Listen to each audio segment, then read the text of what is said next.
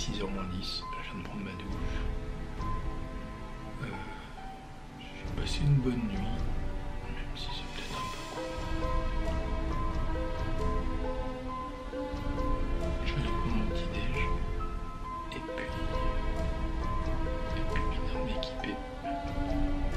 Et puis c'est le débat. Allez.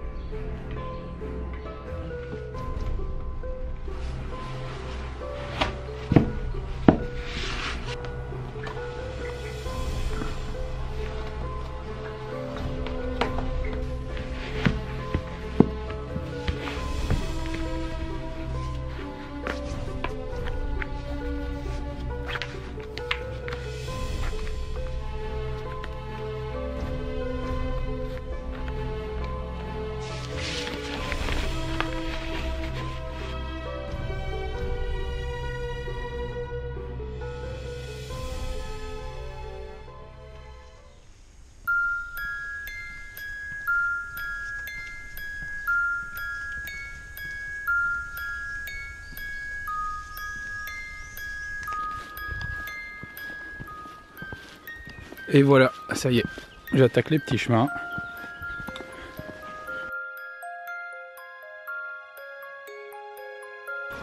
Il est 7h moins 5. Je suis à la sortie de Murat. Ça grimpe direct. Et là je monte vers la Vierge qui surplombe tout le village. Histoire de faire quelques images avec le lever du soleil. Ça devrait être plutôt pas mal.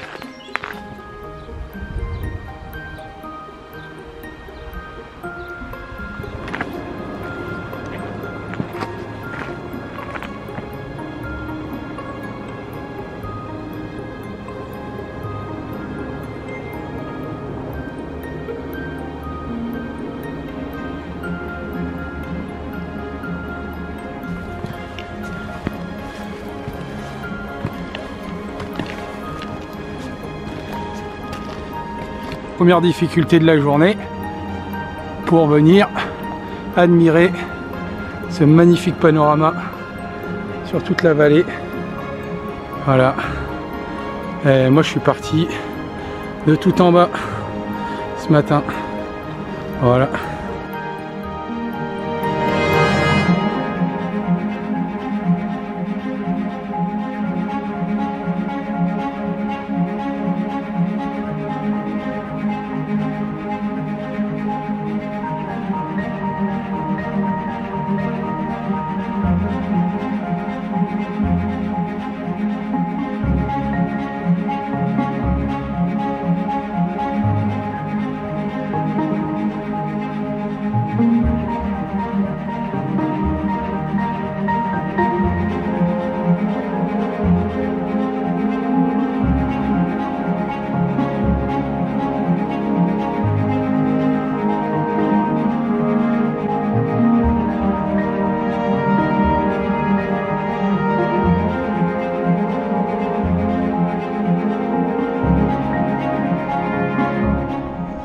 Quelques plans de drone, voilà.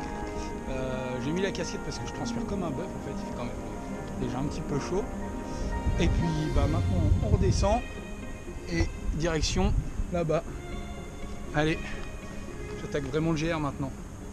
Forcément, étant donné que là en fait je viens de faire un petit détour pour monter à la Vierge, maintenant je redescends tout ce que je viens de monter. Voilà, c'était l'échauffement on va dire. Aujourd'hui, alors sur le roadbook que je me suis tracé, j'avais compté à peu près 27 km pour environ 1000, un peu plus de 1000 de D+.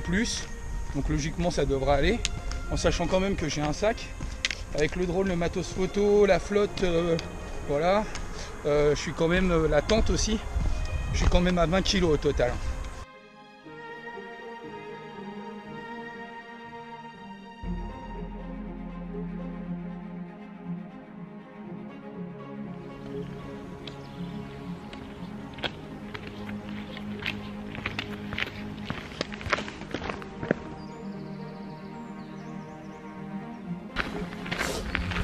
Le petit logo que je viens de vous faire voir là, c'est le chemin, ça indique qu'on est sur le chemin de Saint-Jacques-de-Compostelle.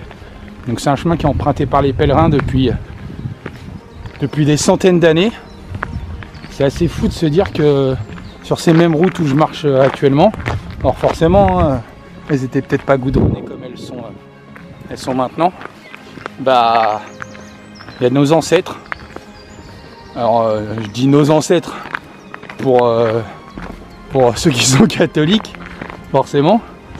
Mais il y a énormément de gens qui ont utilisé cette route à une époque à pied, que ce soit sûrement pour des buts commerciaux, ou pour des déplacements quotidiens, mais aussi dans un but un peu plus spirituel. Alors après ça appartient à chacun, hein. Mais voilà, c'est cool de penser que quand on est sur ce type de route, on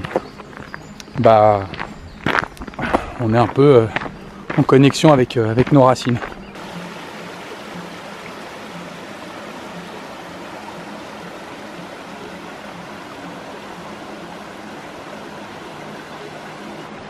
Là, c'est marrant, ça, je voulais vous faire voir, c'est un peu la particularité sur le GR 400, c'est-à-dire que vous avez des portiques comme ça, qu'il faut ouvrir pour passer, et vous avez les barrières électriques, et en fait, vous écartez les barrières et vous passez, quoi. Le plat, c'est fini, maintenant, il faut grimper.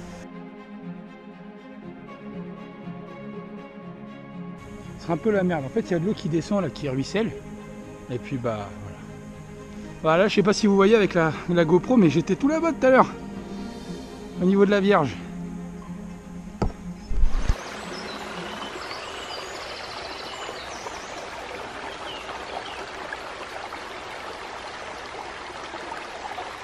Là, je suis dans un tout petit sous-bois qui longe un ruisseau. On peut peut-être l'entendre. Voilà. Putain, il y a des passages qui sont vraiment pas simples, avec des gros dévers, voire des cailloux, genre comme là, hein. On se rend pas bien compte, mais en fait là il y a un bon dévers, une côte. Tout à l'heure il y avait une grosse pierre complètement trempée, avec le sac sur le dos. Je peux vous dire que voilà, même là j'ai tendance à m'enfoncer, le sol se dérobe sous mes pieds. C'est pas forcément super évident.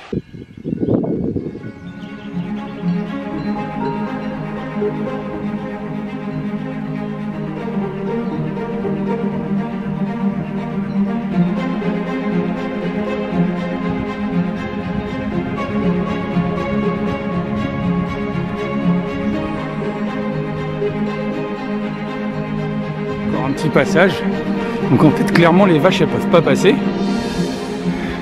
Et le randonneur, en mettant un pied là, un pied au milieu, il lève bien, hop, il saute pour pas rester coincé avec le sac à dos. Et c'est passé. C'est pas mal, hein?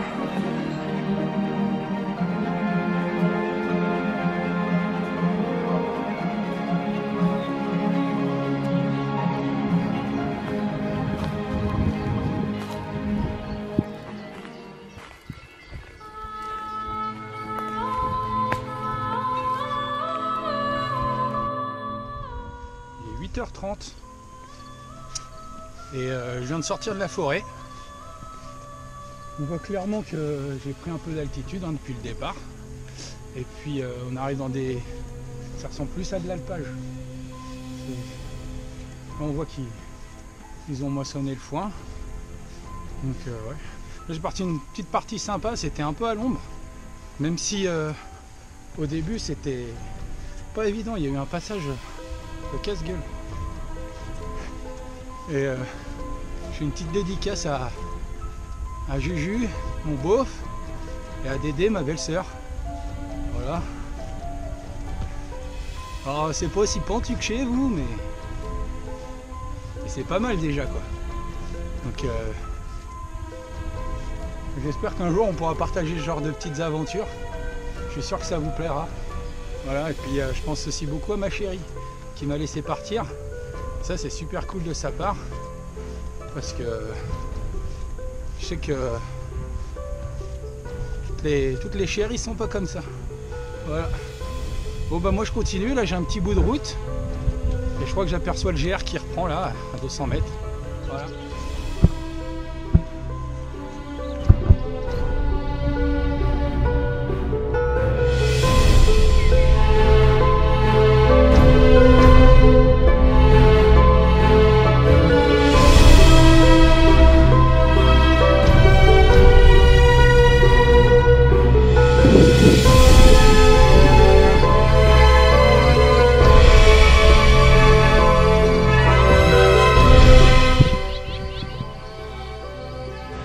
Et bah ça y est, ça redescend. Je viens de finir une première crête là, qui m'emmène vers le bec de l'Aigle, tout doucement, hein. Puis ensuite au Puy-Marie. Voilà, il y a un petit peu de vent frais, ça fait du bien. C'est super joli, c'est calme, j'ai vu personne. Donc à part vous en fait, je me sens pas seul. Et ça fait du bien, vraiment. Voilà. Donc là maintenant je vais redescendre. Là-bas il y a la vallée. Et puis bah là-bas, c'est là où je vais. Encore un peu de route.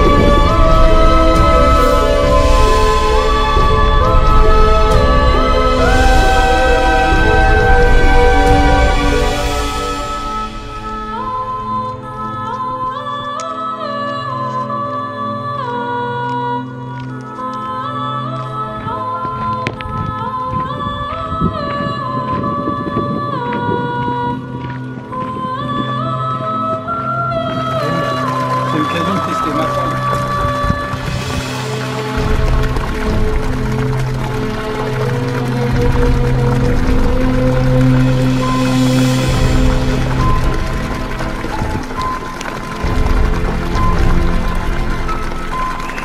C'est la Five Stroke. Voilà. Ça c'est génial. Parce qu'on peut voir n'importe où.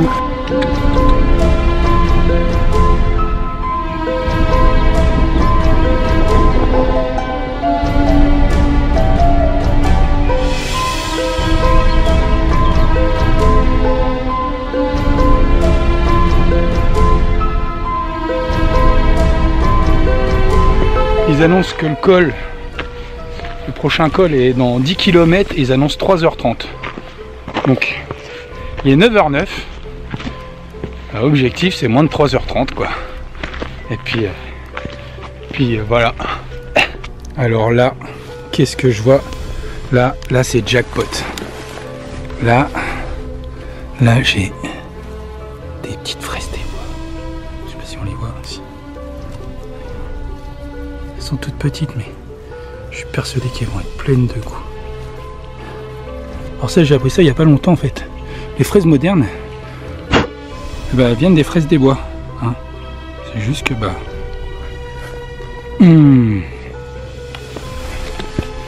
putain c'est bon. Pardon.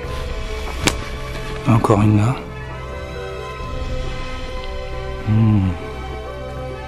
Regardez-moi ça. C'est des vrais petits bonbons quoi.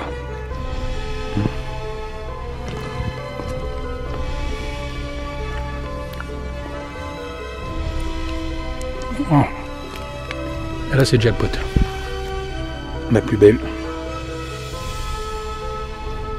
Regardez-moi ça.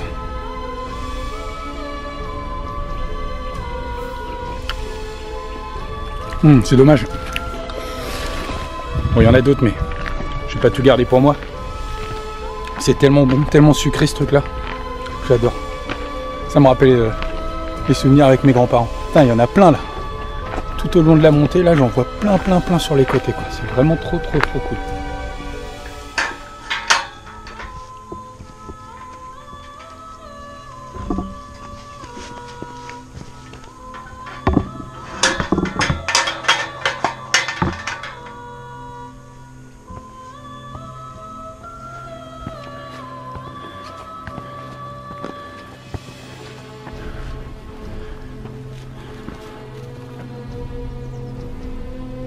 Là maintenant on attaque le sentier des estives, donc je peux croiser des vaches, tout un tas de choses, d'animaux, donc le but c'est de ne pas les déranger et puis de profiter du spectacle.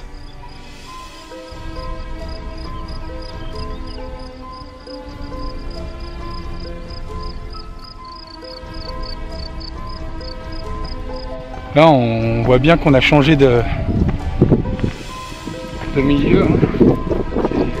Plus un alpage, il y a moins de forêt, on dirait un petit maquis un peu, voilà, on retrouve de la végétation qu'on peut avoir l'habitude de voir ailleurs, quoi, un peu plus haut en altitude, comme ça par exemple. Alors je sais plus si c'est pas, je crois que c'est la gentiane mais je suis vraiment pas sûr, voilà. Et puis la roche volcanique, hein. Ici c'est énormément de la roche volcanique normale, en même temps c'est un volcan, hein. Donc voilà. Bon bah maintenant faut monter tout là-haut, là-haut, ah non, là-haut, voilà c'est ça, allez.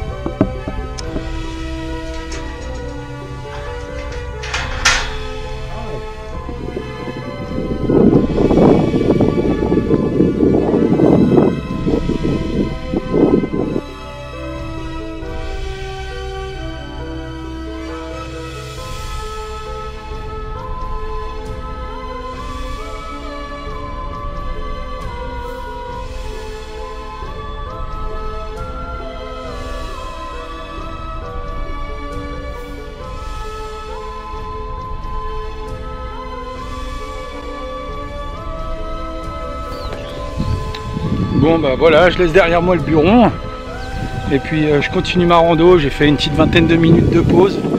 J'ai fait un peu de drone, mangé un bout, bu, détendu un peu le dos et puis c'est reparti.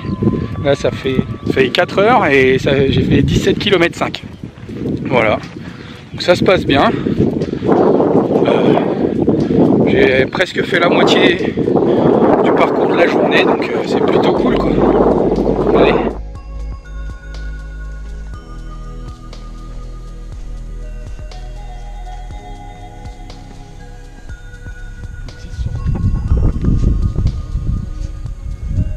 Là-bas en face de moi, c'est le plan du Cantal. C'est le point culminant.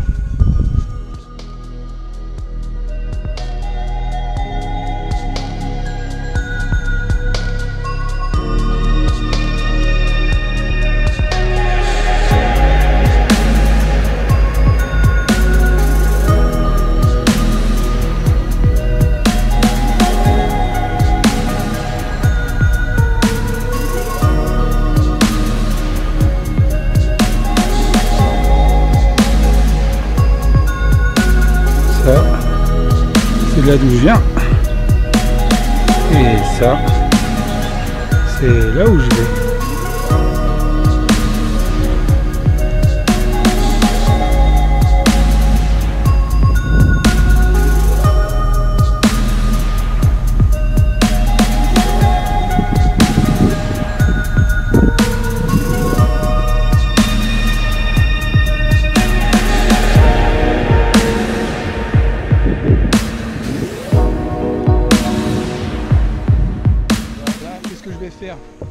J'ai ma paille qui est de la flotte, elle est gratos et j'ai pas à la porter celle-là.